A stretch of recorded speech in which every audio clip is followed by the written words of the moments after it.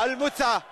ماذا لدى كالديرون؟ ماذا لدى أمير غالينوي؟ ماذا لدى الهلال في الشوط الثاني؟ وبإذن الله الزعيم قادر من الجهة اليسرى التقدم. السوري يحاول بالمهارة. جول جول جول جول جول جول لعبد الله السوري. الهلال منذ البداية يسجل، الهلال يحرز. الله يا السوري، الله يا عبد الله. تو الزملاء في الاستوديو التحليلي يتكلمون ويقولون عبد الله السوري هو الافضل للناحيه الهجوميه، وبالفعل عبد الله يسجل، السوري يحرز، أبيدال العرب يسجل كما يعشق لمحبيه ان يطلقوا عليه. سجل الهدف، احرز الهدف، والهلال يتقدم. الزعيم منذ البداية يحرز، الزعيم يسجل هدف.